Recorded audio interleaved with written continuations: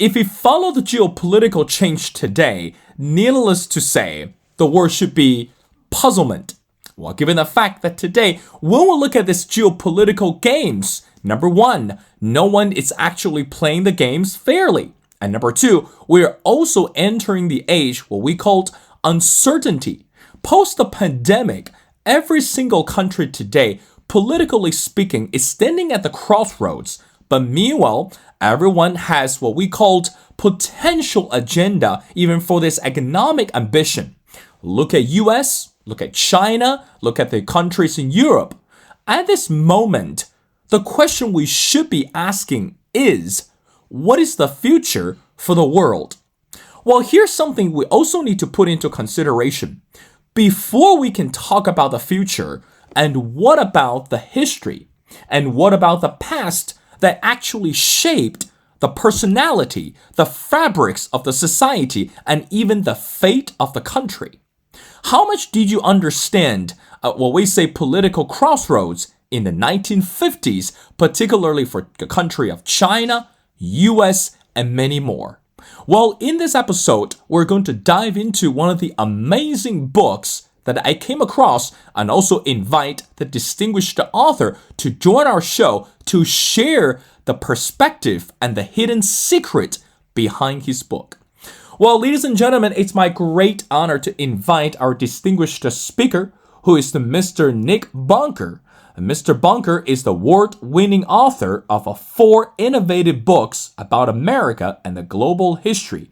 In 2015, he was the finalist for the Pulitzer Prize for History with his amazing book, which is entitled An Empire on the Edge: How Britain Came to Fight America. But again, in this episode, it's my honor to invite Mr. Bunker to talk about his brand new book, which is called In the Shadow of Fear. Well, Mr. Bunker, and welcome to The Missing Piece. Well, thank you very much, Will, for that very generous introduction. Well, Mr. Bunker, again, as we mentioned before, today, when we look at this complication and also intricacy of geopolitical game today, everyone is asking the question, what about the future? But again, I think it's crucial we need to look at the history and also examine some of the facts before we can actually predict the future. Now, let's go to your book right away. I know that at the beginning of the book, you mentioned one of the significant characters in American history, which was President Harry Truman. And now, this is something that you wrote in the book, and I want to get your elaboration on that. You wrote, and I quote, "When Truman spoke about farmers and labor, he always had in mind the sufferings they had endured in the Great Depression. Truman wanted to be fair to everyone." Now, Mr. Bunker, the first question, why was so significant to start with the book with President Truman? And throughout this the book, how significant was the character and what role did he actually play throughout the history? Go ahead. Well, Will, the book, as you say, is called In the Shadow of Fear, but the subtitle is America and the World in 1950. And what I'm dealing with is a period of 10 months between September 1949 and June 1950, during which a whole series of conflicts came to a head, and in which we can see being laid down, so to speak, a lot of foundations for issues and themes which we're still living with today. I mean, you mentioned, for example, Taiwan. We'll talk about that later on. Now, Harry Truman was the President of the United States at this point. He was a man in his mid-60s. He had been re-elected president in November 1948 in a surprise victory. It had been widely expected that he would lose. Now, Harry Truman, of course, was a Democrat. It had been widely expected that he would lose that election to the Republican candidate, who was Governor Thomas Dewey of New York. But against all the expectations and in the face of a great deal of criticism, hostile criticism from the media, Harry Truman had won the 1948 election. And in 1949, he was looking forward to regaining momentum and implementing quite a bold new package of social reform, social measures in the United States to be called the Fair Deal. And the context really was this, that remember in the 1930s, America had suffered grievously during the Great Depression. Very heavy unemployment, financial crisis, a long period of gradual recovery from the depths of the Great Depression, but nevertheless it left quite a traumatic legacy. And then, of course, there had been World War II. during which, of course, America had mobilized massively industrial in terms of its army and navy, air force. And when you get to the late 1940s, the period I'm dealing with, America was still, if you like, coping with the consequences of the legacy of the Great Depression and also the huge efforts that it had made to fight World War II. And there are a whole series of issues that were left outstanding. On the domestic scene, for example, there was a big shortage of housing in the United States because during the war years and during the Depression, not many houses and apartments had been built. There was a legacy of social inequality between different parts of the country. The people of America, actually, because quite a lot of inflation since World War II, had actually not seen their standard of living improve since the end of World War II.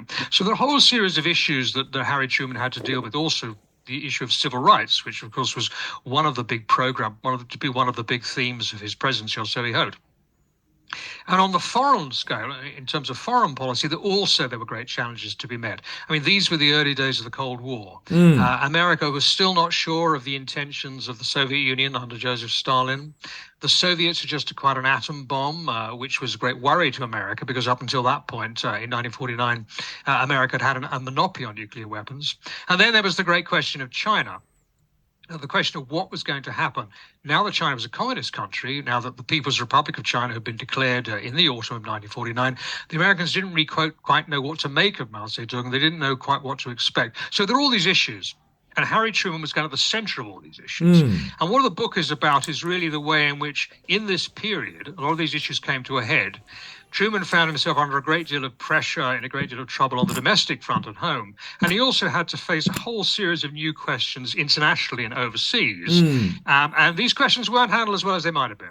And the consequence at the end of the book is which is where the book finishes, is June 25th, 1950, when the Korean War began with the invasion of the South by Kim Il-sung.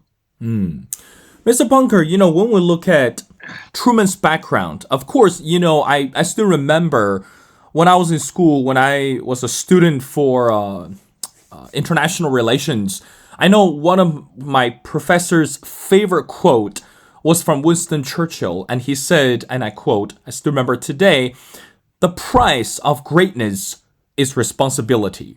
So when we look at Harry Truman, how much do you think he actually had the personality or had the sense of understanding when it came to the word responsibility? And again, especially from this foreign relations side.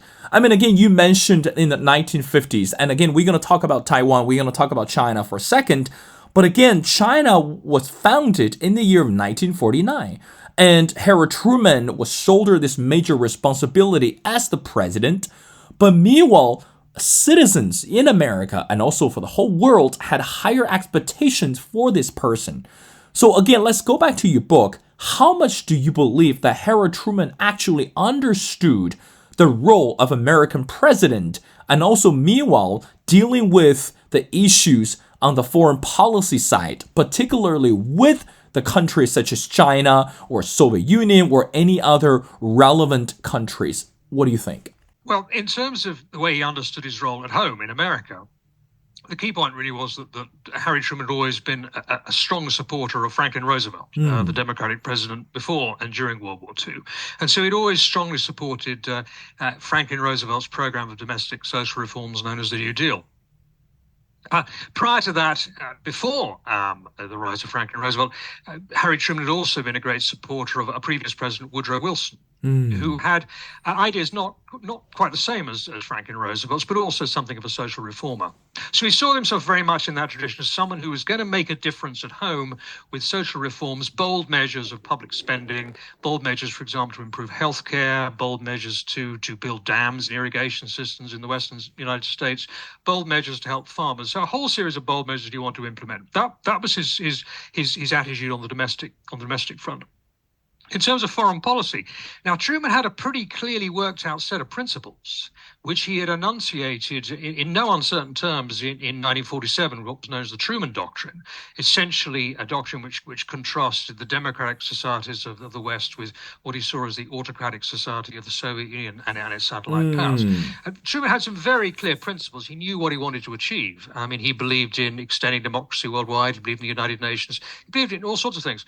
The problem he had in 1949 1950 wasn't so much the principles, it was the putting them into practice. It was being confronted with a whole series of new, complicated challenges, a whole new body of facts, if you so to speak, with which he had to come to terms. And it was really the implementation that was a problem from his point of view, rather than the principles. But what about his economic agenda? Again, as I mentioned in the intro, everyone cares about economy. If I can trace back when Bill Clinton was the president, of course, we're looking at the modern day presidency, and during his campaign speech, that he actually used the phrase, it's called, it's economy stupid. So in other words, that you need to understand that this economic interest, it's actually something that can get voters to be excited. And of course, fast forward today, 2023, we still in this conversation. But going back to Truman, Mr. Bunker, what about his economic agenda and how significant, how important was that, not just domestically, but also internationally? How well did he handle that, according to your research or in the book? Well, he would have entirely agreed with Bill Clinton. He was fully aware of the fact that he would, to a large extent, stand or fall, or fail or succeed as president on the basis of his economic record. Now, the problem Harry Truman had when he first became president in 1945 and still throughout 1946, 47, 48 was inflation. Now, in some ways, the situation of America and the world at the time was not unlike what we've seen since the COVID epidemic. Now, remember, what happened after COVID was that we've had a burst of inflation worldwide. And the reason that's occurred really is because during the COVID pandemic, there was a lot of artificially suppressed demand. People couldn't go out, they couldn't spend money on leisure activities. Everything was kind of damped down, as it were. And also, of course, supply chains are under a lot of pressure and so forth. Now, most governments reacted to COVID with a burst of expansionary fiscal policy. They spent a lot of money, basically, that they didn't necessarily have to try and keep the economy going. And the effect of that after COVID really was to produce this great big burst of inflation. A lot of demand at a time when supply is a bit restricted. And that was actually quite similar to Harry Truman's problem after World War II. World War II was like, if you like, a long version of the COVID pandemic. And similarly, inflationary pressures had built up. And throughout Harry Truman's period in office, if you look at his poll ratings in opinion polls with the American public, you'll find that the ratings of Harry Truman followed pretty closely tracked inflation. In other words, when inflation was high, he became unpopular. When inflation came down again, he kind of recovered his popularity. And so that was his big problem. Now, in 1949, things had slightly calmed down on the inflation front. Prices weren't rising as much as they had, but there had been a recession. There was a big recession in the first half of 1949 in the United States. And it was mainly in the United States. It also affected one or two other countries as well, but it was a problem for Truman. And it left him with quite a big budget deficit that he couldn't close. And it had the effect of really derailing and blocking the kind of liberal reforms he wanted to make. Now, on the international scale, what the Americans were trying to do at the time was they were trying to create something like what appeared in the 1960s and 70s, which is they wanted global free trade. They wanted other countries, particularly in Europe, whether Britain, France, West Germany, and hopefully eventually one day the rest of the world as well. They wanted them all to adopt the kind of free market economics that America has always practiced. They wanted to turn Europe, for example, into a great big single market, not unlike the United States. They wanted everybody elsewhere to do the kind of things America did in terms of managing its corporations, managing its businesses, investing for the future. The idea being that then trade would flow around the world, everyone would grow wealthier. Now, of course, big obstacle for this was that so much of the world was in the hands with either dominated by the Soviet Union or allied in some way with the Soviet Union. And of course, China was a great big kind of wild card at the time. I mean, they didn't really know what Mao Zedong would do once he became leader of China and how quickly China would become a communist society. So those are the kind of issues he had to grapple with. Yeah, economics was front and center. Now, Harry Truman was actually, and I think one of his attractive features is he was actually quite a humble, modest kind of character. He didn't believe that he himself or the government could necessarily create and engineer a lot of economic growth. He didn't necessarily believe that, but he did believe he had a big role to play in terms of facilitating it and so on. Now, difficulty, the paradox of 1949 and 1950 was the economy actually started to recover quite strongly, but unfortunately his popularity continued to dwindle. There was labor unrest in America, there were strikes and so on. Rather like President Biden today, although America was growing more prosperous, the American people didn't actually want to give any credit to President Truman. And that was kind of the backdrop, really, for a lot of what occurred. Well, Mr. Bunker, I want to move on with our conversation. Now, let's bring China and Taiwan into our conversation. And again, as we mentioned before, China was founded in the year of 1949. And of course, that today, China is no longer just a country on the map. But I want to talk about, in your book, you dedicated a good amount of information on China and also particularly regarding the relationship between China and Taiwan. Now, let me ask you a question. Why was this significant and also rather crucial for us to talk about China and Taiwan in your book? In other words, what role did China actually play or influenced US when we look at this 1950, the relationship between America and the global world? Your thoughts?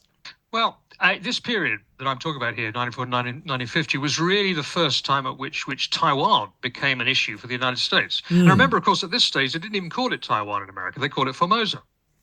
They wouldn't call it Taiwan for many years to come. And for the first time, Formosa, this island off the coast of China, suddenly became something which Americans had to talk about and they had to think about. And it was a very complicated situation. Now, the background, obviously, was this, that much to the unhappiness of the United States, Chiang Kai-shek of the Kuomintang, the nationalists in China, had, of course, been defeated in the Chinese Civil War.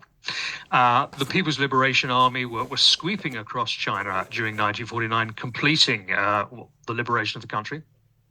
And, of course, Chiang Kai-shek gradually moved all his forces from the mainland, from his capital at Chongqing, over to the island of Taiwan. But the trouble is, he did it actually quite gradually.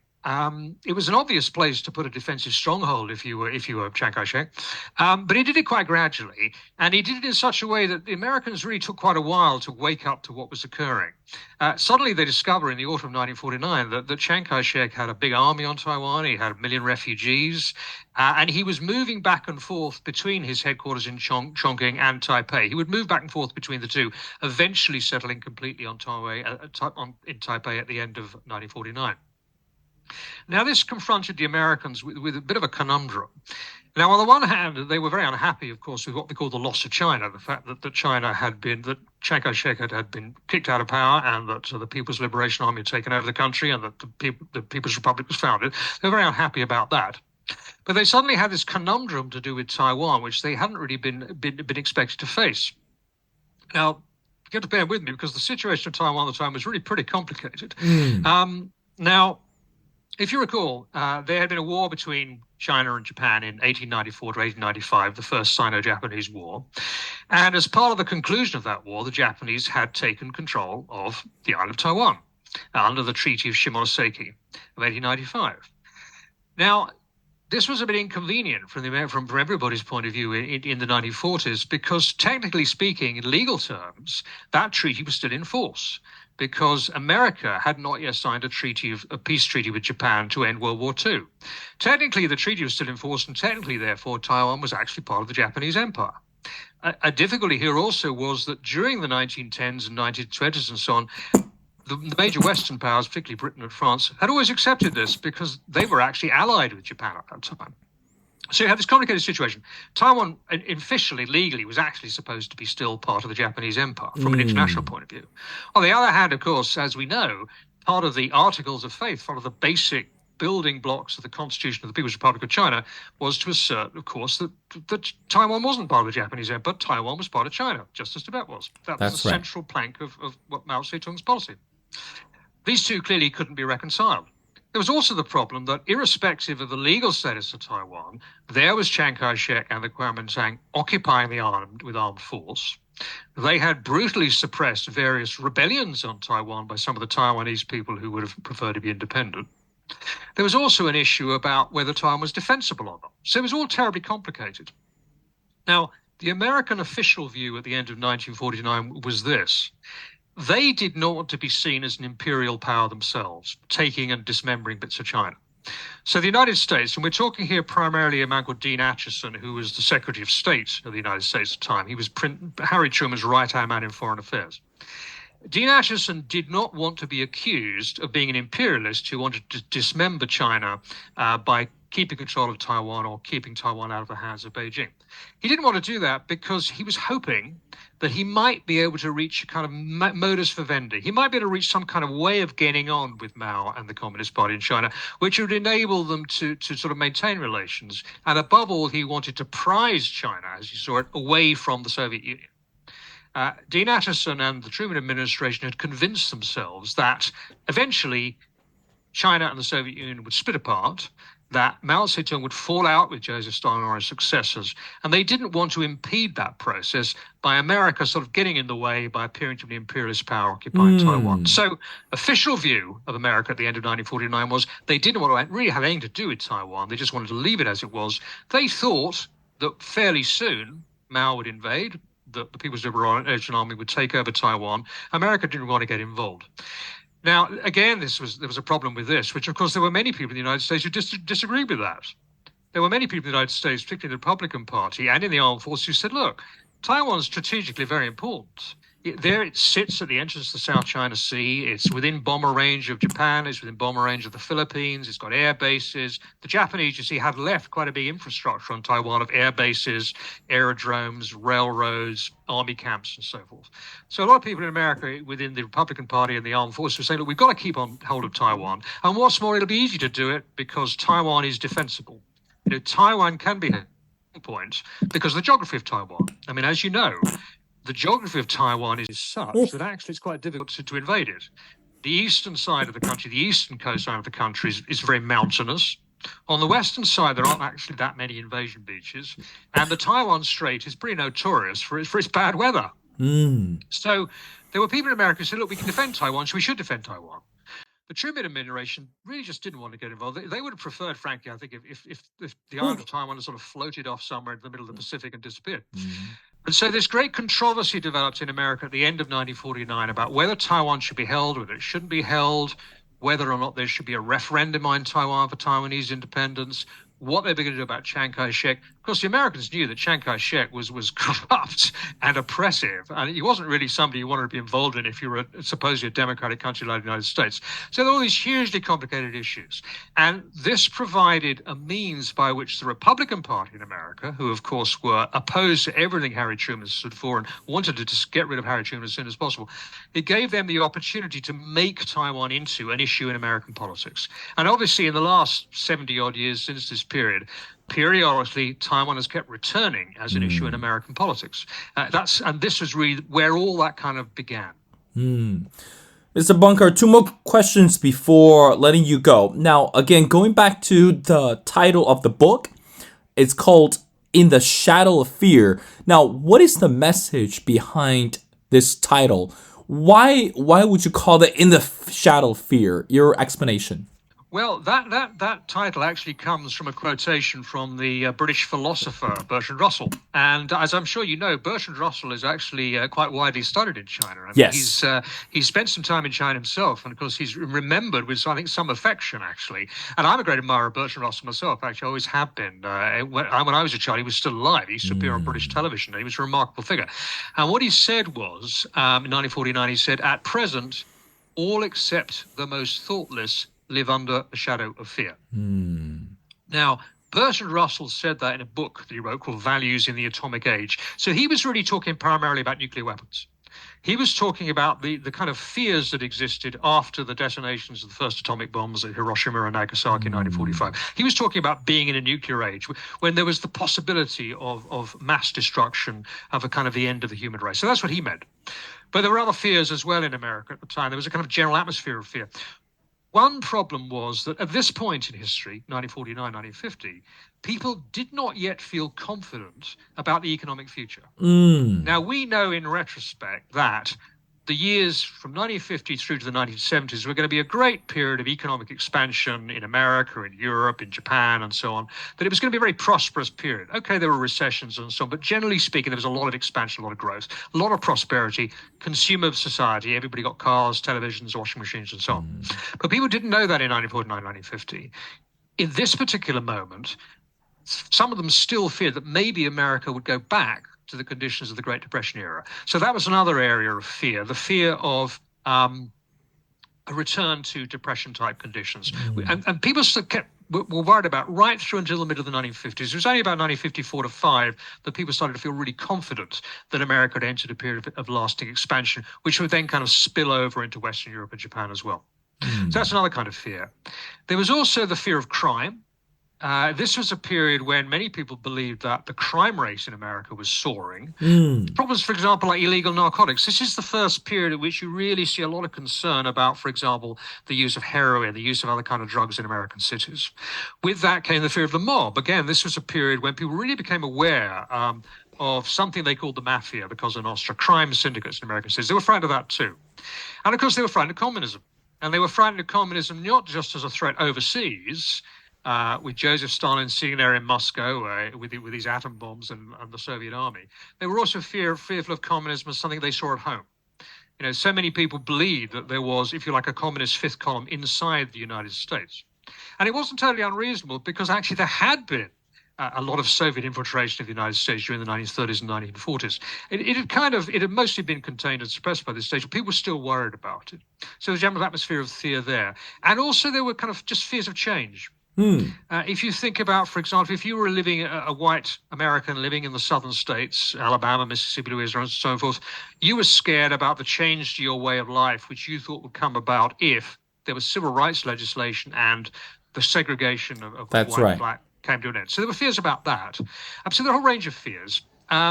And not just in America, also in continental Europe too, where people were frightened of much the same thing. And of course, if you're in continental Europe, the Soviet threat was a lot closer than if you were living in Illinois or Iowa or Ohio, somewhere in the middle of the United States. So there were a whole series of anxieties. And you can see this period as being one of anxiety. Now, there was a famous poet, W.H. Auden, who actually wrote in 1948 a poem called The Age of Anxiety. And so that was the kind of atmosphere. At the same time, of course, it's not the whole story. There was also a great deal of optimism in some quarters about the technological possibilities for the future. And of course, Americans were really starting to get into what I mentioned earlier, buying televisions and washing machines and refrigerators, all these new post-war goods. So it's a complicated situation, but yes, there was a kind of overall tinge of fear and anxiety which pervaded this period.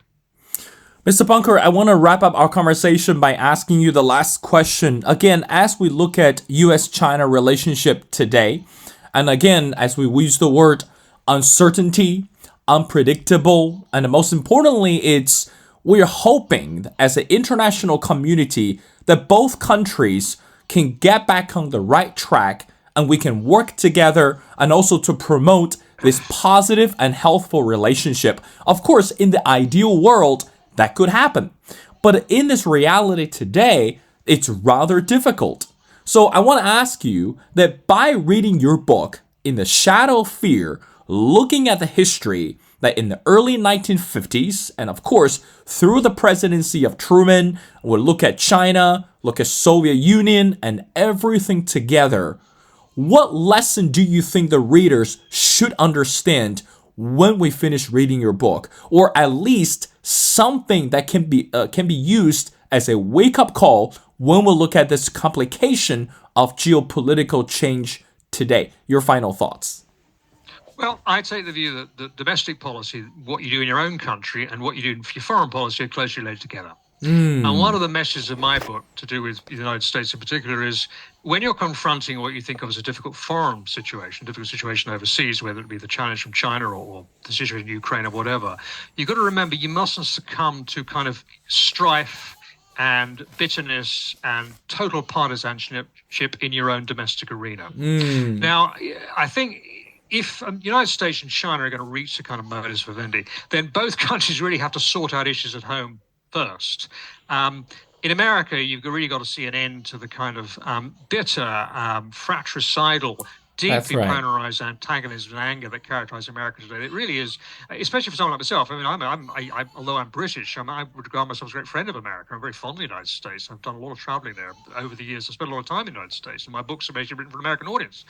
But obviously, I feel exasperated by the way that Americans are continually at each other's throats. There's a whole lot of economic issues, for example, they need to sort out. They've really got to end this situation of such extremes of inequality between rich and poor, of unfair rewards. They've got to try and repair the damage done by many years during which the living standards so much of the population just haven't improved at all. They've got to sort these issues out and try and achieve some kind of consensus politics on the domestic front. Stop arguing about things they shouldn't be arguing about. But I mean, China's got similar issues too. I mean, the issues of the Chinese economy need sorting out again. I mean, China is in a situation where its economic growth has slowed dramatically. They have their real estate crisis. Again, you've got big gulfs of inequality in China in terms of between the cities and the rural areas.